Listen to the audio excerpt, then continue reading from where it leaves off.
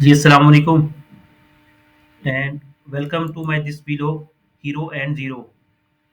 Market हमने कल आपको बताया था कि घबराना नहीं है, मार्केट विल कम बैक और आपने देखा है कैसी ज़बरदस्त रिकवरी हुई है। मार्केट को हाँ, सुबह के वीलॉग में भी हमने आपको बताया था कि 2 अरब रुपए के जो शेयर्स इंडिविजुअल्स ने बेचे थे और आज भी काफ़ी देर तक मार्केट में वोलेटाइल रही मार्केट। माड़ी और बाकी ओजीडीसी, पीपीएल ने आपको पता है मार्केट को प्रेशर में रखा, तो काफ़ी लोगों ने पोज़ीशनें स्क्वेयर ऑफ की। उस वजह से मार्केट एंड पे उन्होंने खींच दी है और कैसी ज़बरदस्त खींची है। उसमें देखें जी एंग्रो होल्डिंग, पीएसओ ने तकरीबन ₹15 शायद ऐड किए हैं, तो क्लोजिंग उसकी हुई है 12 रुपए पे क्लोजिंग, 384.52 पे क्लोजिंग है, ₹12 प्लस है और ₹15 ऐड इसने किए थे। इसी तरह एग्रो होल्डिंग अगर हम देखें तो एग्रो होल्डिंग ने ₹3.17 ऐड किए हैं, ₹224 की क्लोजिंग है। फौजी सीमेंट ने भी आज फिर ज़बरदस्त परफॉर्म किया है और इसकी क्लोजिंग है ₹40.65, ₹2 ऊपर है। कल हमने आपको बताया भी था कि मैपल लीफ सीमेंट और डीजी खान सीमेंट परफॉर्म करेंगे, उनकी भी आप परफॉर्मेंस देख लें। और आज का जो हीरो है वो है सिटी फार्मा। सिटी फार्मास्यूटिकल आज का हीरो है और उसने ज़बरदस्त परफॉर्म किया जी। ₹94 ₹40 की क्लोजिंग थी, बहरहाल एंड के ऊपर वो जो एडजस्टेड क्लोजिंग है वो नीचे आई है, अपर लॉक लगा हुआ था। इसी तरह दीवान फ़ारूक मोटर जो था, उसका भी अपर लॉक था, वो भी मैंने आपको बताया ₹52 से सीधा ₹51 तक आया और आज फिर उसने अपर लॉक लगा दिए। सिटी फार्मा भी अपर लॉक था, उसकी वजह से आपको पता है कि सरले उसको फ़ॉलो कर रहा था, तो उसने भी अच्छा परफ़ॉर्म किया है, वो भी ₹108 से ऊपर आज क्लोजिंग नीचे आई है, पर ₹108 को भी तोड़ गया था। और इसी तरह मार्केट ओवरऑल अच्छी लग रही है। अब मार्केट की जो अगर आप कॉम्बिनेशन देखेंगे, सीमेंट बैंक्स को जो मार पड़ रही है, यूबीएल ने 66 पॉइंट निकाले हैं, कोई तकरीबन यूबीएल 4 पे 16 पैसे नीचे है, ₹386 की क्लोजिंग है। इसी तरह मीज़ान बैंक ने 11 पॉइंट निकाले हैं, एचपीएल ने 11 पॉइंट्स निकाले हैं, हबीब मेट्रोपॉलिटन बैंक ने 10 पॉइंट निकाले हैं। रिफाइनरीज़ को काफ़ी मारा मारा हुआ था, अटक रिफाइनरी और नेशनल रिफाइनरी, पर सिनर्जी जो था वो आउटस्टैंडिंग परफॉर्म कर रहा था। सिनर्जी तकरीबन 8 रुपये को भी क्रॉस कर गया, फिर अभी क्लोजिंग उसकी भी नीचे आई है।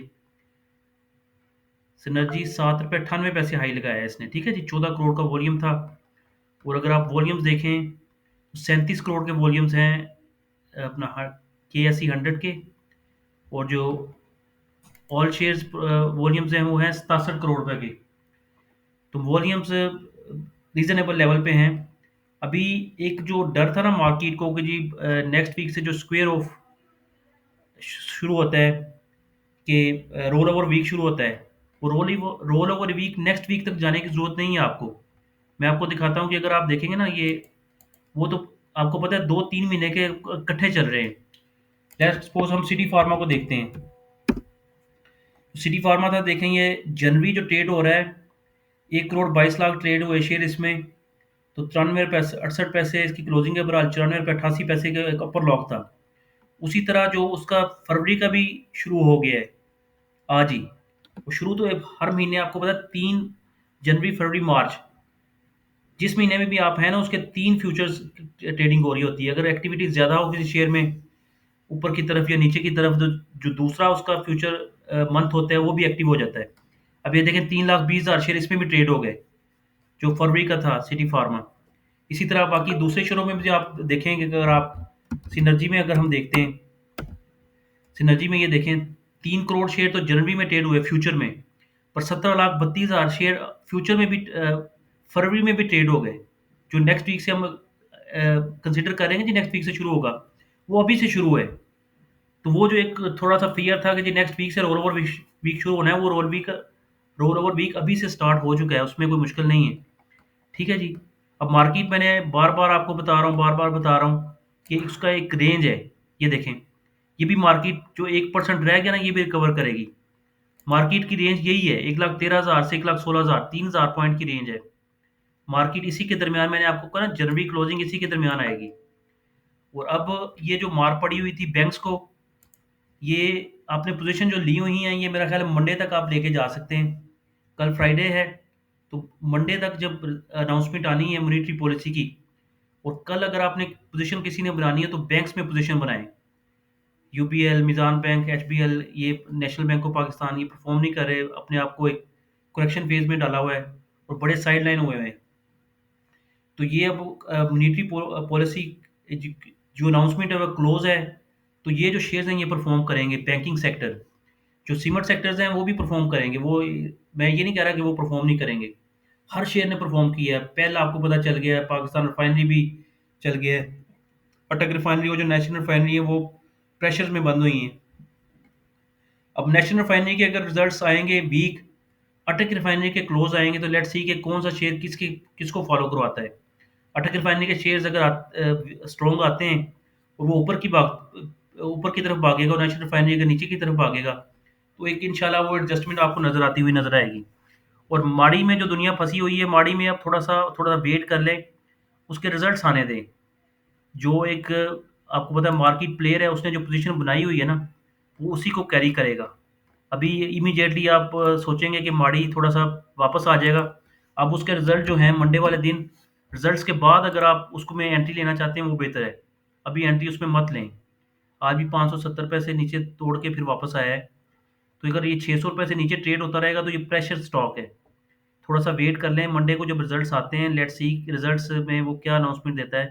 अनाउंसमेंट तो मैंने आपको सुबह साथ शेयर की थी कि जी वो उसके जो आ रहे हैं वो मैं आपको दिखा भी देता हूँ, 1 मिनट ठहर जाएँ।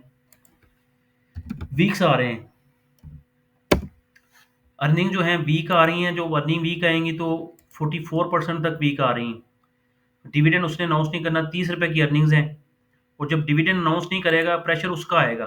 अर्निंग्स का तो ठीक है ₹30, अगर उसने डिविडेंड अनाउंस ना किया, मैंने उसको आपको बताया कि हैवी गेन्स है माड़ी की, आपको 500 ₹400 से चला 900 ₹500 तो वो आपको उसने गेन्स दे दी। उससे पहले वो 800% उसने आपको बोनस शेयर दिए, फिर उसमें भी कैश डिविडेंड भी दिया।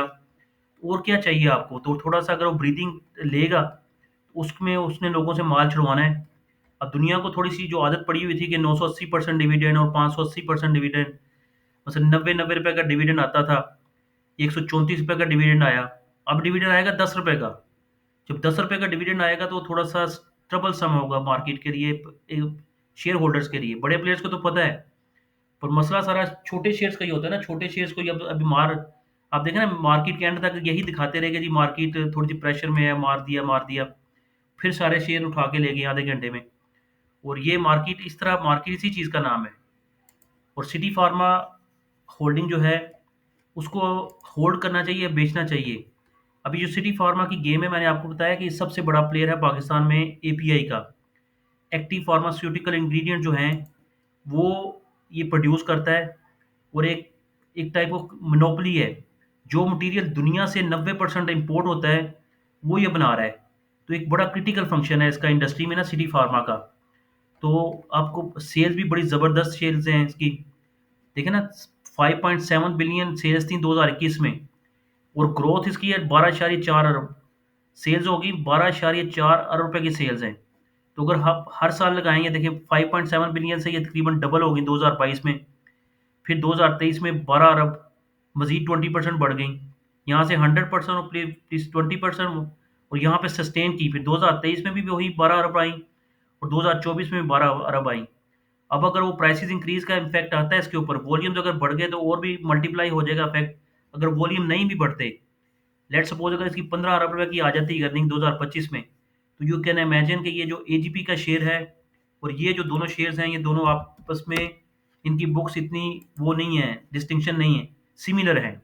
मैं आपको दिखा भी देता हूँ उसकी भी स्टैंड अलोन पोज़ीशन जो है, ये देख लें। ये भी उसी तरह के शेयर है। 6 अरब रुपए की से वहाँ उसकी 5 अरब थी, यहाँ पे तकरीबन 6.9 बिलियन है, वहाँ पे 5.7 बिलियन थी। ये 2020 और 21 में तकरीबन इसकी सिमिलर रहीं, फिर थोड़ी-सी बढ़ी। 25% का इंक्रीज़ आया 2021 और 2022 में, फिर तकरीबन 25 से 30% का 2023 में ग्रोथ आई। ये ईपीएस भी उसके इक्विवेलेंट है। तो मैं अर्ज़ कर रहा हूँ कि पर वो शेयर जो है वो थोड़ा क्रिटिकल है, इसका भी बड़ा स्ट्रेंथ है नो डाउट। एजीपी का शेयर अब आप देखेंगे तो 190 ₹90 ट्रेड हो रहा है, वो दुनिया सोच रही है कि उसमें शायद बाटे फँस गए हैं, दुनिया ने बाटे मारे हुए हैं, वो शॉर्ट किया हुआ है इसलिए बढ़ रहा है। उसके फंडामेंटल स्ट्रॉन्ग हैं, इसमें इस तरह की बात नहीं कि वो ऐसे ही बढ़ रहा है। वेरी स्ट्रॉन्ग फंडामेंटल्स हैं उसके। तो ये अगर ₹190 का हो सकता है, ये इसके शेयर्स हैं 280 मिलियन, और उसके कितने शेयर्स हैं मैं आपको बता देता हूँ। अगर आपको नंबर्स का नहीं पता होगा then you will be confuse. Numbers का पता होगा थोड़ा सा कॉन्फिडेंस आता है। ये देख लें, दोनों के सिमिलर शेयर्स हैं। उसके भी 228 मिलियन और इसके भी 228 मिलियन। ये देख लें, इसकी मार्केट कैपिटलाइजेशन है 21 अरब और उसकी मार्केट कैपिटलाइजेशन है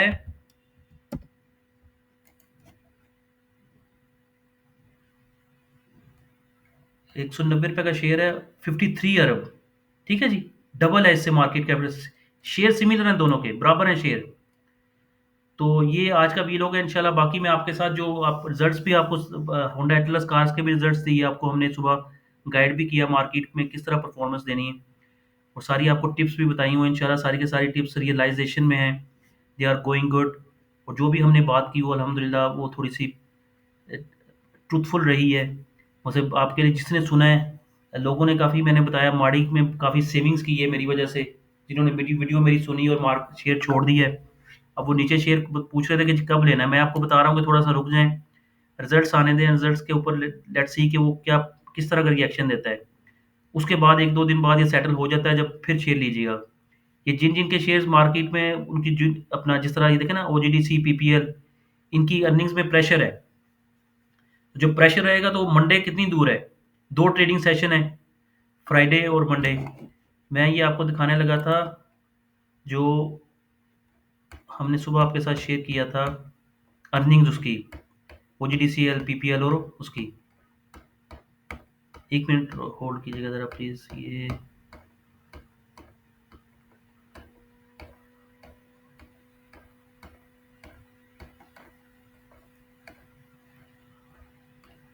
चलिए, सुबह की वीडियो आप देख लीजिएगा, उसमें सारा मैंने ब्रीफ किया हुआ है। अभी ये मिल नहीं रहा, शायद आप थोड़ा सा लेट हो रहे होंगे। ये अटलस का है,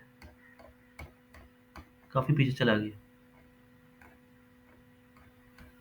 ठीक है जी, इंशाल्लाह सी यू इन द अपना पावर ब्रेकफास्ट में हम आपसे मिलेंगे। उसमें आपको सारी लेवरेज पोजीशन और जो भी मार्केट डाटा रेलिवेंट होगा कि लेवरेज कहाँ पे पहुंच गई है आफ्टर टुडेज क्लोजिंग, और लेट्स सी कि उसमें अब इंशाल्लाह चीज़ें बेहतर हुई हैं कि नहीं हुई, उसका भी एनालिसिस करके आपको बताएंगे।